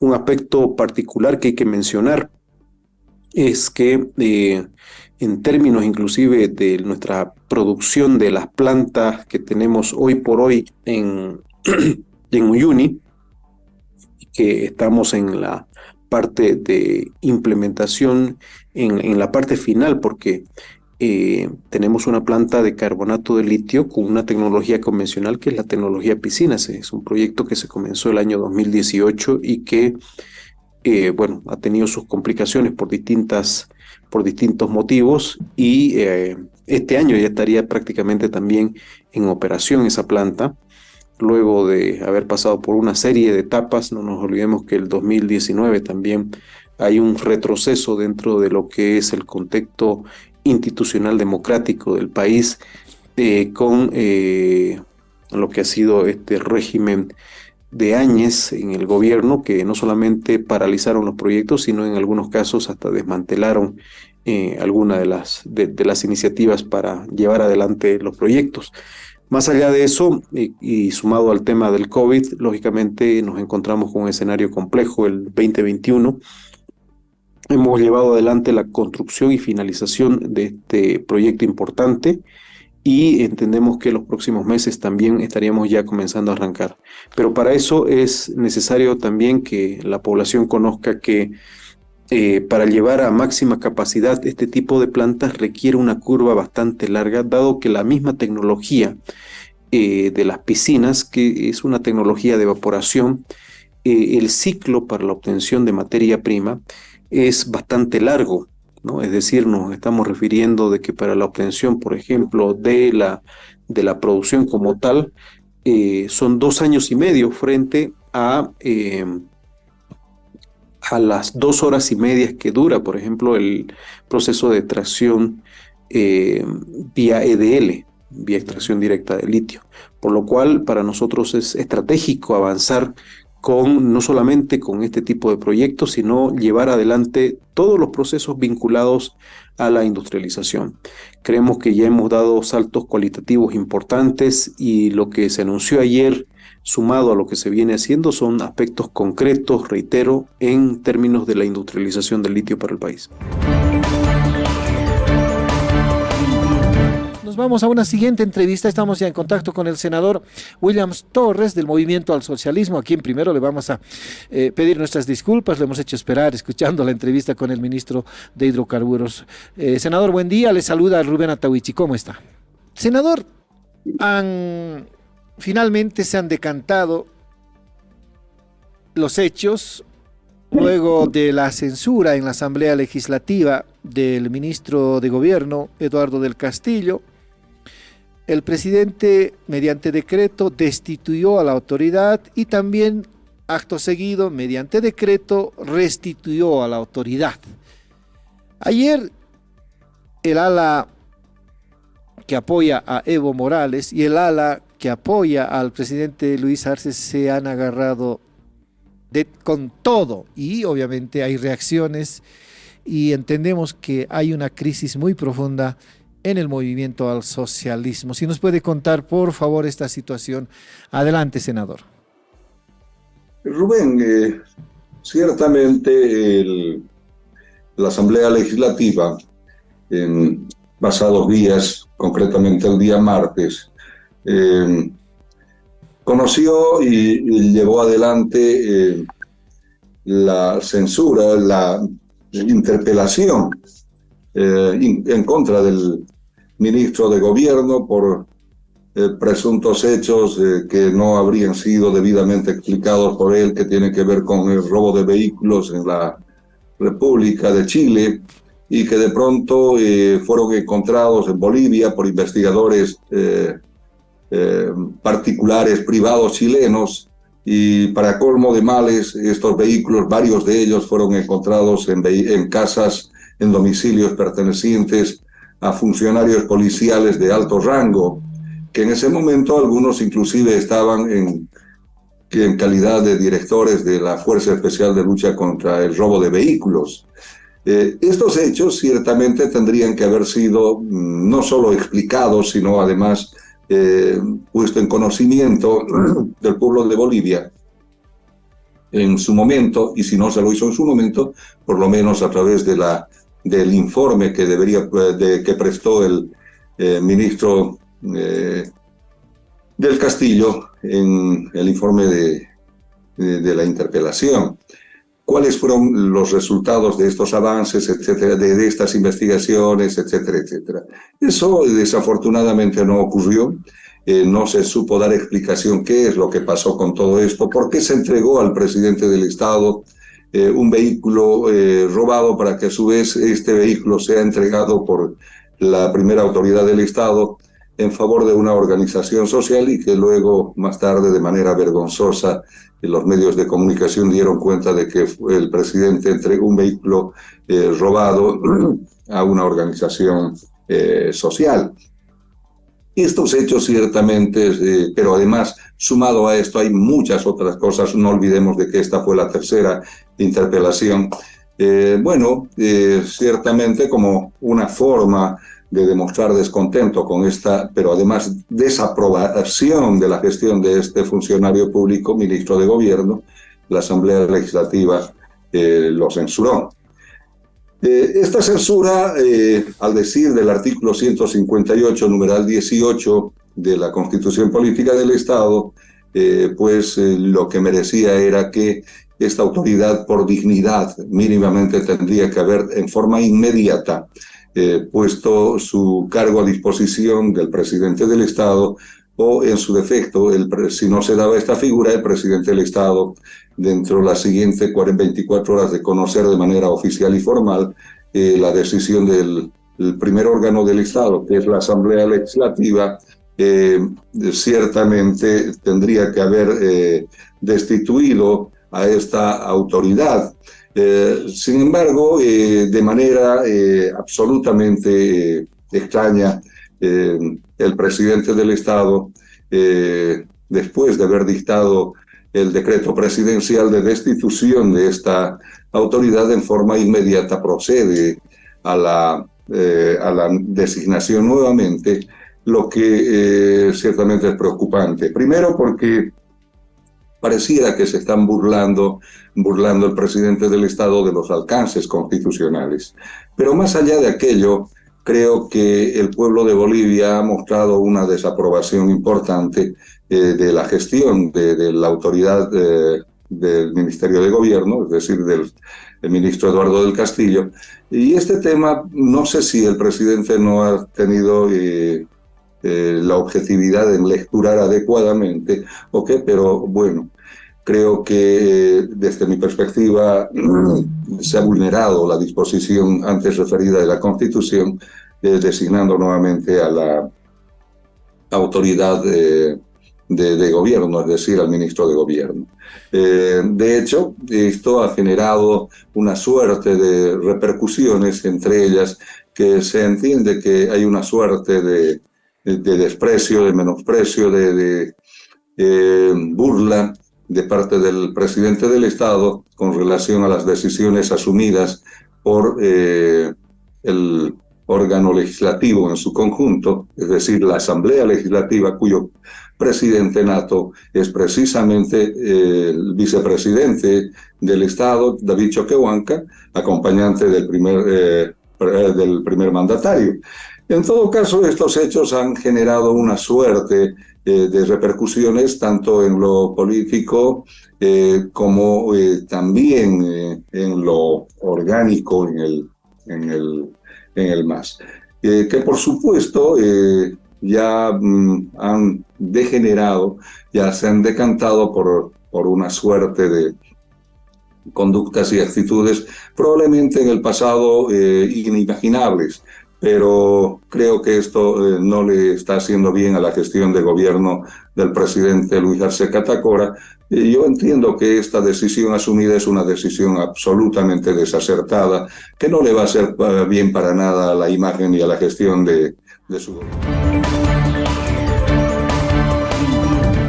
Ya nomás nos trasladamos a otro lado de nuestra transmisión digital. Estamos con el senador Rubén Gutiérrez. Con él vamos a hablar también de este mismo problema.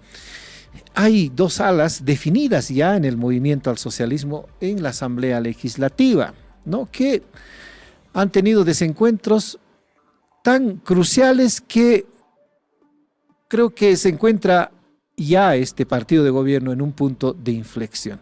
Acaba de decirnos el senador Williams Torres que con la decisión de restituir al ministro Eduardo del Castillo, lo que ha hecho el presidente Luis Arce es un flaco favor a su gestión y un riesgo en términos orgánicos dentro del movimiento al socialismo. Senador Gutiérrez, buen día. Otra vez le saluda Rubén Atahuichi. ¿Cómo está?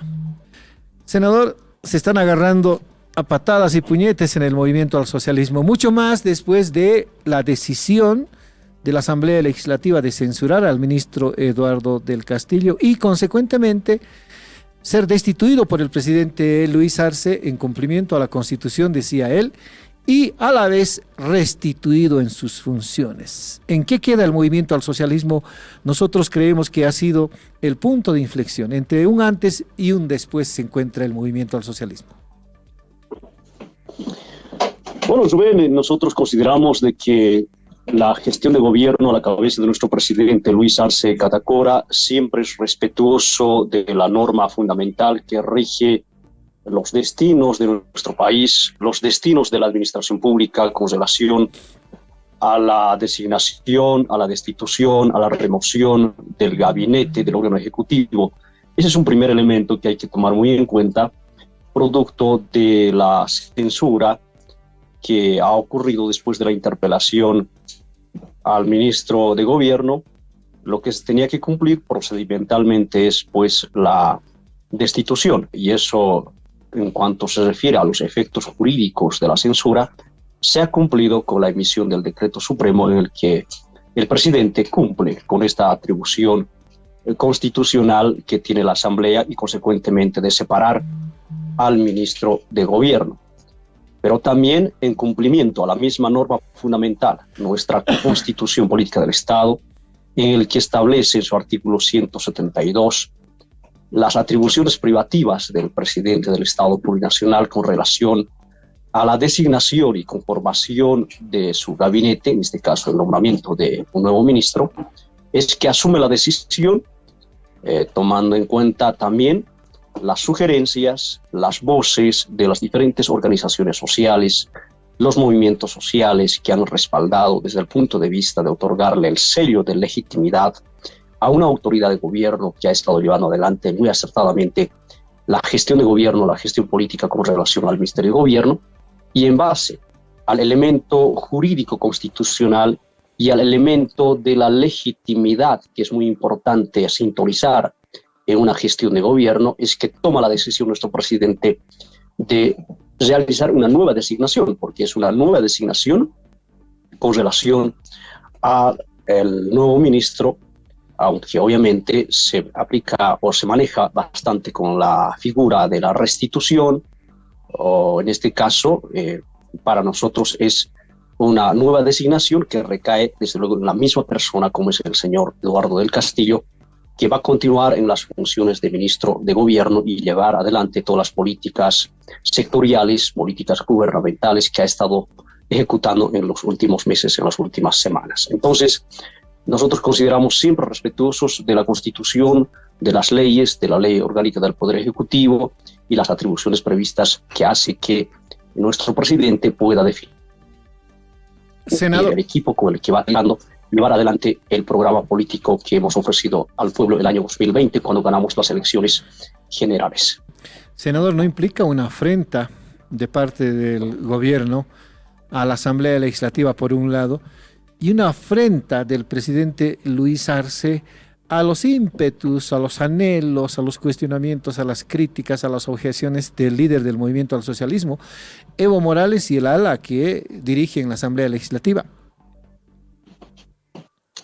No implica ninguna afrenta, ninguna confrontación, más al contrario, implica cumplir el mandato popular, interpretar el sentimiento del pueblo.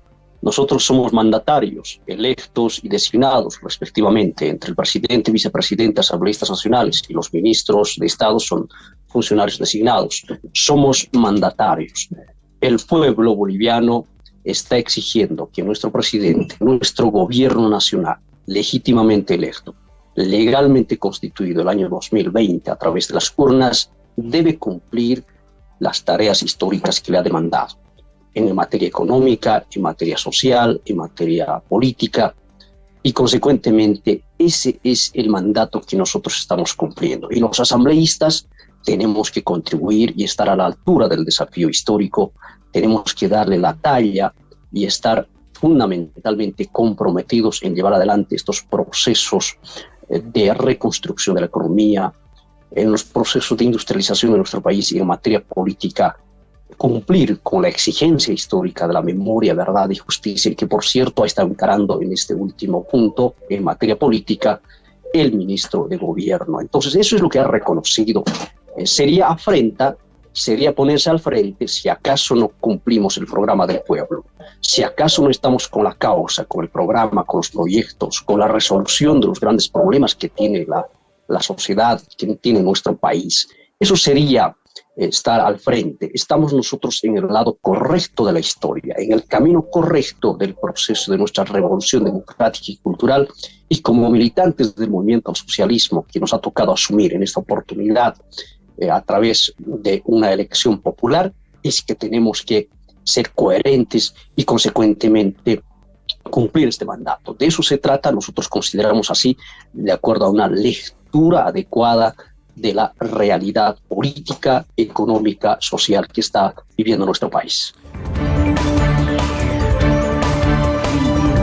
Estamos en contacto con Diego Torres, él es actor y dramaturgo, director del grupo de teatro La Cueva. Darío Torres, estamos ya en contacto vía Zoom con él. Darío, buen día, ¿cómo estás? Te saluda Rubén Atahuichi. ¿Cómo estás, Darío? A ver, hay una oferta teatral para el público paseño el viernes 7 y el sábado 8 de julio a las 19:30. El grupo La Cueva y Teatro para el Camino se presenta en el Teatro Doña Albina, en Sopocachi, de la ciudad de La Paz, para su obra Huilacu, la suerte del indio poeta. Nos comentaba nuestro equipo de producción que esta obra tiene varios premios locales como también internacionales. Bienvenido de nuevo, Darío. Muchas gracias, Rubén. Sí, nosotros estamos emocionados de hacer este estreno aquí en la ciudad de La Paz, este viernes 7 y sábado 8 de julio, la próxima semana. Es una obra en quechua y español, inspirada en los poemas de Juan Huayparrimachi Maita, y bueno, pues sí, tuvo unos reconocimientos ahí, el premio Eduardo Baroa a mejor obra, el premio a la dramaturgia, y de aquí, de las funciones, nos vamos a un festival en Arica, Chile, el Carnavalón Teatral, a compartir nuestro trabajo, ¿no? Estamos emocionados. Es una coproducción entre el Teatro La Cueva, un grupo que yo dirijo hace 20 años, y el Teatro para el Camino, un grupo de Yotala, de Chuquisaca, ¿no? Entonces, bueno, pues estamos ya listos para compartir nuestro trabajo. ¿De qué se trata esta obra, Huilacu, la suerte del indio poeta? ¿Nos puedes explicar un poco la sinopsis? Es una obra, es un viaje entre los tres planos, el Ucupacha, el Caipacha y el Anaspacha, donde Juan Huayparrimachi, desdoblado en tres personajes, nos cuentan su historia. Es un joven que murió, ¿no?, a los 20 años en 1814. Juan Huayparrimachi luchó junto a Juan Azurduy y Manuel Asensio Padilla, y bueno, muere ahí en el campo de batalla en las pampas de Yamparaes, pero él escribía poemas. Él tiene una canción que han escrito los Jaivas, que han compuesto los Jaivas, El llanto a mi madre, y bueno, en base a estas poesías que él ha escrito a su urpilla, y como él le llama, a su palomita, en base a esta poesía se ha escrito. De alguna manera lo que yo trato es rescatar esta poesía que él ha escrito en quechua, porque más que todo se lo reconoce tal vez como un soldado, como un acompañante de Juan Azurduy, pero realmente era un poeta que en medio del campo de batalla él se daba maneras para escribir esta poesía que, bueno, está perdida entre las hojas de la historia de Bolivia. ¿En qué tiempo más o menos se resuelve esta obra a la hora de la presentación? ¿Cuánto tiempo de presentación? La obra dura 50 minutos. Ya. La invitación es a las 7:30 ahí en el Teatro Doña Albina, pero a las 7:10 ya se va a dar sala. Entonces, por favor, eso nos han recalcado de ser puntuales. Queremos empezar con todo nuestro público. Tenemos la música en que nos han mandado desde Polonia, porque tenemos un amigo que es actor y es músico, que es Lucas Achirico, del Teatro de los Andes, que nos mandó la música compuesta por él y cantada también por Naomi Achirico, su hija, en música muy linda, que bueno, de alguna manera sigue siendo nueva, porque esta obra, por los tiempos de pandemia y por la situación del elenco, no se ha podido presentar mucho. Entonces, esta es casi nuestra quinta, sexta función y la primera vez en La Paz. Entonces estamos súper emocionados de poder vernos la próxima semana, ¿no? Huillacu es una obra escrita y dirigida por Darío Torres, inspirada en poemas de Juan Huayparrimachi Maita, declarado héroe nacional el año 2017 en Bolivia, dice parte de nuestras memorias. Darío, ¿qué elenco va a formar parte de esta obra en su presentación? Si nos puede contar uno a uno. Bueno, tenemos a 3 actores en escena, como les comentaba, que van a interpretar los 3 a Juan Huayparrimachi. Bueno, el más conocido tal vez por el medio audiovisual es Luis Adubiri, que bueno, actúa en muchas películas de Bolivia. Él actúa en esto como una cuestión, un plus para la obra, es que en la película Juan Azurduy, dirigida por San Ginés, Luis Adubiri también actúa de Juan Huayparrimachi. Entonces, bueno, él está en escena. Y después 2 compañeros con los que yo he trabajado mucho tiempo en Yotala, que se llaman Julio Guzmán y Fernando Zambrana. Son actores de un grupo nuevo, relativamente nuevo, que es Para el Camino. Y bueno, pues eso también es algo bien valedero. Me parece que le da mucha potencia a la obra, porque muy pocos grupos de municipios rurales llegan a escenarios a nivel nacional, ¿no? Entonces, esta es la primera vez que el Teatro Para el Camino llega a La Paz. Y bueno, pues los estamos esperando. Esta obra también ha estado en Cusco, Perú. Entonces es como que en la misma obra se va abriendo caminos y bueno, pues esperamos que siga creciendo y podamos llegar a todos los espacios escénicos de Bolivia. Cambiamos de tema, ya estamos en contacto con Elvira Espejo. Ella es directora del Museo Nacional de Etnografía y Folclore. Con ella ya tuvimos varias conversaciones antes en nuestras transmisiones de La Razón Plus. Hay una nueva oferta, ¿no?, respecto de un elemento que solemos usar cuando bebitas, unas fajitas con las que nos dejaban inmóviles nuestras mamás. ¿Quién no ha usado una faja? Tiene un rol importante en la idiosincrasia andina especialmente, y ahora van a ser parte de una exposición. Fajas o Huacanaca protagonizan la nueva exposición del MUSEF. Buen día, Elvira, un saludo cordial desde La Razón Plus, desde La Razón Radio. ¿Cómo está? Es un honor poder hacer esta exposición, pues hemos estado hace un año investigando sobre la colección de las fajas para poder entender desde lo inicial, digamos, en este caso lo arqueológico, lo histórico, lo etnográfico, para ver un poco la diversidad, ¿no? En términos cronológicos. Pero algo bien interesante que nos llamó mucho la atención es el tema de la terminología lingüística. Así como lo ven en la invitación, dice Huacan, Huaca, ¿no? Huaca es, exacto, Huaca es una faja que todos hemos usado, es protectora, criadora de la vida. Y Huacan es justamente un espacio sagrado de donde viene en realidad, en este caso para nosotros, para las comunidades, donde levanta las nubes, de las nubes cae la lluvia y de la lluvia brota, ya sean la alimentación para los animales, para las personas, o las plantas también se alimentan. Entonces, en esa sensibilidad es bien importante entender, digamos, esta dimensión de agradecimiento a la Madre Tierra que tiene que ver con la huaca, las huacas sagradas. Entonces, la terminología lingüística nos lleva a esa conectividad de la crianza de la vida.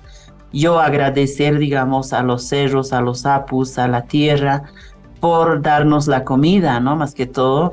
Y luego también agradecer esa protección a la vida, porque se va gestando. Las mujeres de pollera utilizamos las fajas, ¿no? Para proteger la vientre, en este caso para gestar bien nuestras guaguas.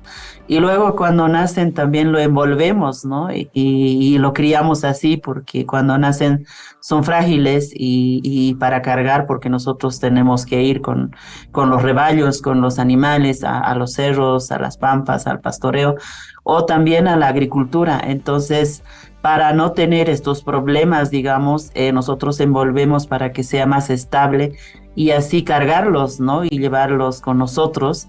Me parece muy lindo porque también ayuda a un crecimiento mejor, ¿no? Que sea sana y que sean rectos y no tenga estos problemas, ¿no? Creo que en términos de salud hay bastante para discutir. He estado conversando con algunos doctores que tienen las investigaciones que dan otras pautas, por ejemplo, y creo que es bien interesante desde ese punto de vista.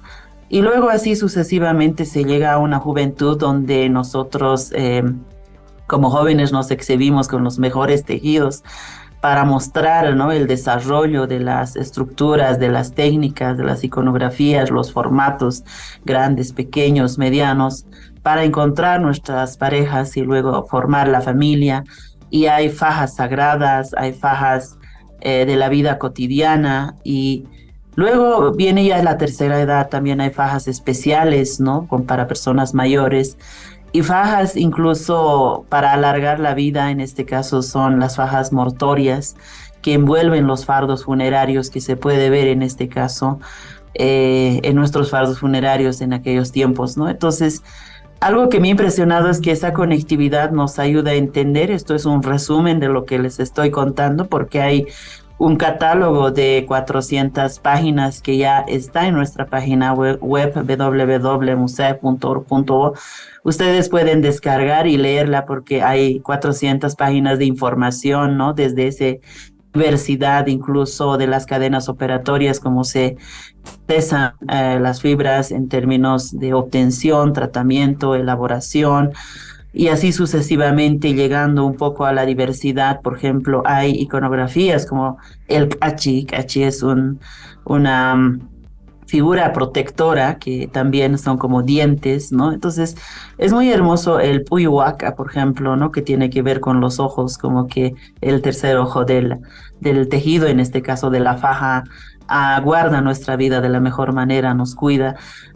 Así sucesivamente hay una gran diversidad. Algo que me impresionó de toda esta colección, hay de, como decía, ¿no? De tierras altas, luego hay de tierras bajas y de los valles.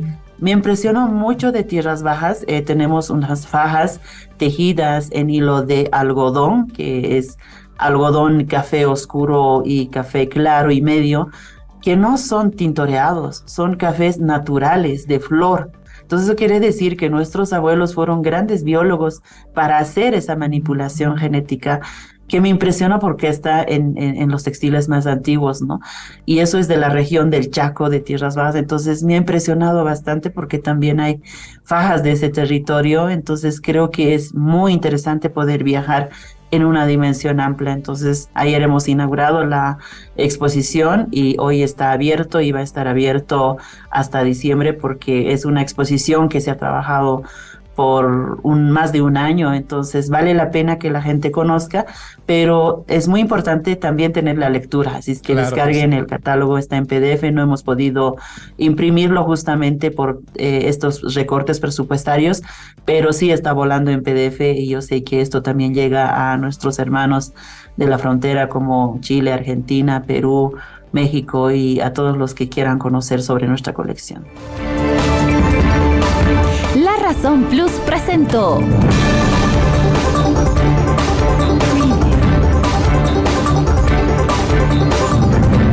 La Razón Radio, una manera distinta de contar las noticias y marcar el ritmo de ellas.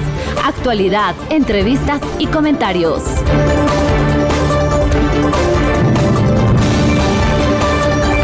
Estuvo con ustedes Rubén Atahuichi y Antonio Dalense.